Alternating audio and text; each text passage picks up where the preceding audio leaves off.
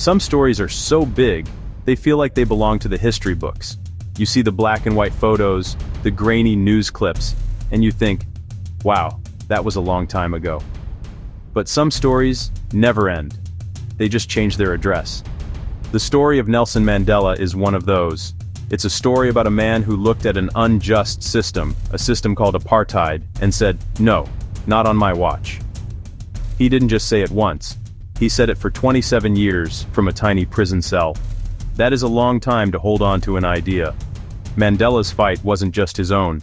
It was the fight of millions. Now, how do you fight for 27 years and not give up? What keeps you going when the world seems to have forgotten you?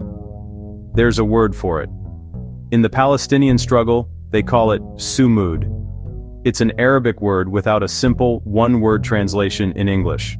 That's usually how you know it's important. Sumud means steadfastness. It means resilience. It's the art of staying put, of holding your ground with dignity when everything is trying to push you away. Think of it like this. Sumud is the olive tree. Its roots run deep into the earth, holding on tight. Storms can come, winds can blow, and people can try to uproot it, but the tree remains. It stands.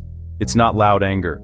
It's an unshakable commitment to land, identity, and the right to exist. It's the teacher who opens a school in a tent because the building was destroyed. So, what happens to a legacy like Mandela's? Does it just go into a museum?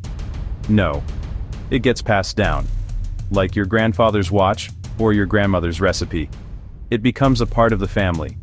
And in this case, it literally did. Meet Nkosi Zwelivelile Mandela, Nelson Mandela's grandson. He's not living a quiet life. He picked up the torch. He is a member of the South African Parliament, but his activism goes far beyond its walls. He understood that freedom is not a divisible thing. You can't be for justice in one place and blind to injustice elsewhere. His voice has become a powerful force in the global movement for Palestinian rights. For Nkosi, this isn't just a political quote. It's a moral inheritance.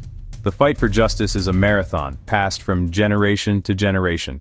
When you put apartheid South Africa next to Gaza today, the similarities are chilling. Designated areas, crowded, underserviced, controlled, movement restricted by passbooks. Now look at Gaza. Walls, fences, checkpoints. People can't leave freely to work, study, or get medical care. Water, electricity, food, controlled by an outside power. Often called the world's largest open-air prison. Leaders like Archbishop Desmond Tutu saw these connections clearly. He wrote, "I have witnessed racially segregated roads and housing, and the humiliation of Palestinian men, women, and children." He knew because he'd lived it. Checkpoints, demolished homes, collective punishment. This isn't saying the situations are identical. History doesn't repeat, but it often rhymes. The rhyme is the sound of injustice, and the hope to end it. So what do you do when you see this injustice? When you see a people besieged, isolated, and forgotten? You send a message, with your body, with your presence. You send a flotilla. The Global Sumud Flotilla is exactly that. Boats filled with ordinary people from all over the world.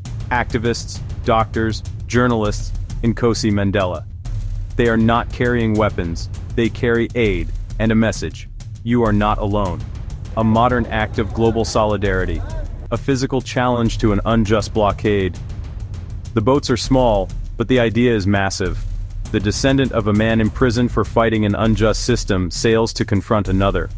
A legacy carried on the water. Dignity, freedom, and the right to self-determination. Courage is contagious, hope is a choice, solidarity is our most powerful weapon.